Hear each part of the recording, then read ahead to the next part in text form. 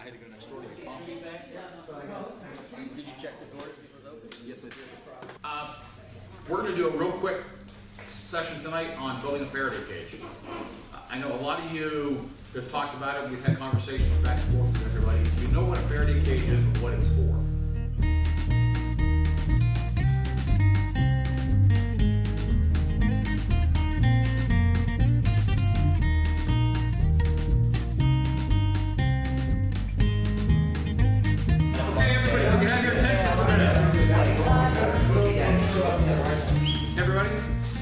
Start the meeting. First things first. Welcome everybody. Nice to see a nice crowd again tonight. But also we have going on a nice raffle tonight. Chris will show you what we got. We're giving away. Excellent EDC bank. Every morning I can remember. There's a lot of it's stuff, everybody. It's got everything you can imagine in there. Tickets are 5 feet. 5 apiece for the tickets. Money gets rolled We got a around. couple left. Yeah, we got a couple left. Yeah. Money gets rolled around till next week or till next month Yeah. for next month's gift or giveaway, depending on how many tickets we sell, depending on what we're giving away next time. So, As of now, we're about 220, so next one prize will be worth 220. Yeah. is that what we're at? We're 220 now? Awesome. Awesome. So we're $100 over last order. That rocks. We're going to do a real quick session tonight on building a Faraday cage. I know a lot of you have talked about it. We've had conversations back and forth with everybody. Do you know what a Faraday cage is and what it's for? No. Okay. Anybody else? Isn't it to protect your electronics in case of an EMP? Basically, but do you know what an EMP is? Let's start with that. Electromagnetic pulse. Okay. There's actually two of them. There's an electromagnetic pulse that's caused by a nuclear weapon going off or a nuclear exchange of some sort. It can also happen like at 3 Mile Island. There was a pulse from there as well. When it melted down, it started to go, but it was contained within the reactor. Mostly a CME, a coronal mass ejection. Yeah, eruption or ejection. Basically, it's a sunspot. You see them all the time. You see them on the news. You see them on the internet. NASA always warns you about one when there is one. And basically, it's a sunspot, and it's a electromagnetic explosion that happens on the surface of the sun. It's what creates heat here on the Earth. But every now and then, there's a big explosion. And you'll get one from NASA because it takes about 2 days for that to come from the sun to the Earth. They kind of give you a little heads up on that. So if you haven't built a Faraday cage, when you hear that coming, that there's one of those coming our way, you want to build one quick. But don't wait. Build it now while you can. And we'll go over some of the stuff that you put in there and the logic behind what you put in there and the cheapest, easiest way to make one. Don't buy anything off the internet, just do it yourself. It's that simple, it's not hard. This isn't rocket science. As we all live with one of these, and we all have a little laptop, and we all have radios, and we all have cell phones, and all this, after an event happens, they're dead. They're not gonna come back. So anything you don't have shielded or protected, you're gonna have to rebuild. One of the things that's gonna be important to have is this. It's called a multimeter. If you're going to trace down any problems with fuses or burnt relays into your car or any piece of equipment that you're going to work on after an event, you're going to want one of these. They're cheap. Go to Harbor Freight and get yourself one. They're like $6. And put it. Free coupon for them too. Exactly. Yeah, you can get the free coupon. I got one for a free coupon and bought one, so I got 2 that I'm putting in here. This is a piece of equipment that will be worth its weight in gold post-event, so you'll want to have one. A stupid thing. 12-volt fan. Well, we all live in Ohio, but can you imagine what it would be like being in August and not having air conditioning or at least a fan to blow some air around? Even in the wintertime, if you're using an alternative heat source, such as a kerosene heater or something, all the heat goes to the ceiling of your room. If you have bigger rooms in your house, you're wasting a lot of space. Just one 12-volt fan moving the air around your house can keep it warmer at the living level, 5 to 6 feet above the floor. When we talked, last month we were talking about EDC bags. I showed you the radio that I keep on my EDC bag. We showed one of them, for those of you that weren't here.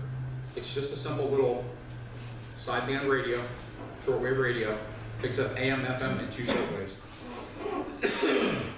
Takes 2 AA batteries, or excuse me, AAA batteries. Is that only a receiver? It is only a receiver, it's not a transceiver.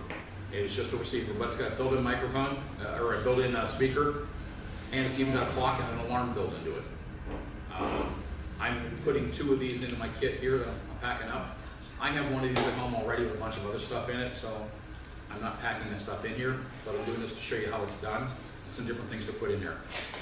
If you don't have something like this, this is going to be another one of those items that's going to be worth its weight in gold.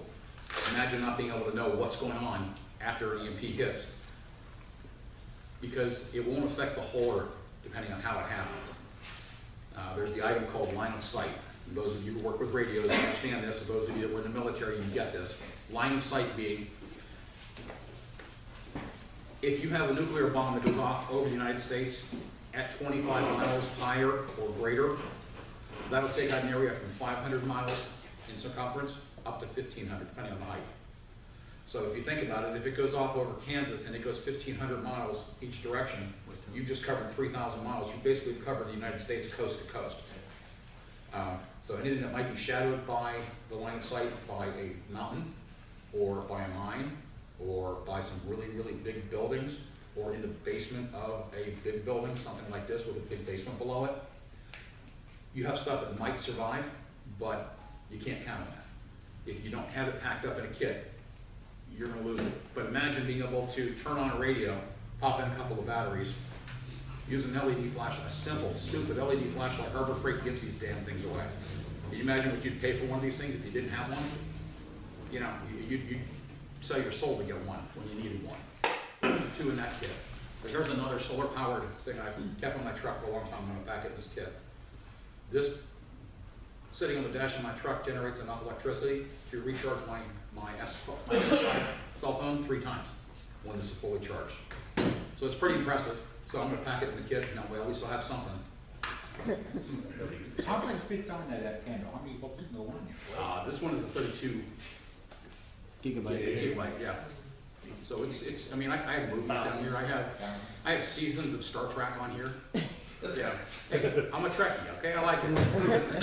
You know, right.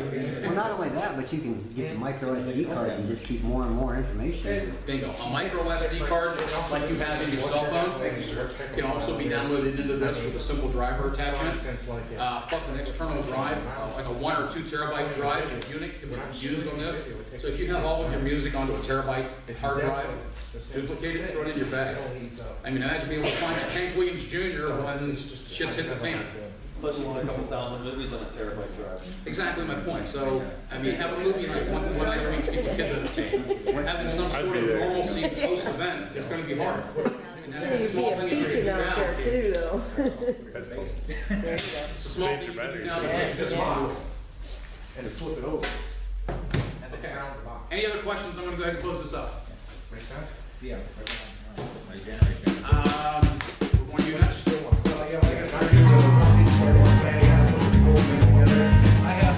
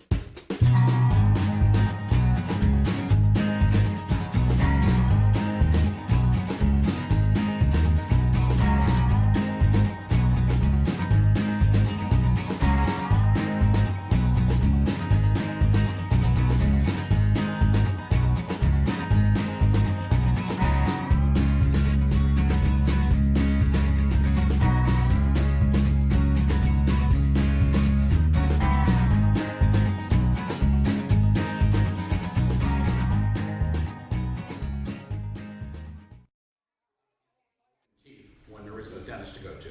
How to Or an extract. ice skate. If you don't have an ice skate, you're screwed. Yeah, I mean, yeah, exactly. Or Wilson won't be there to help you, you know.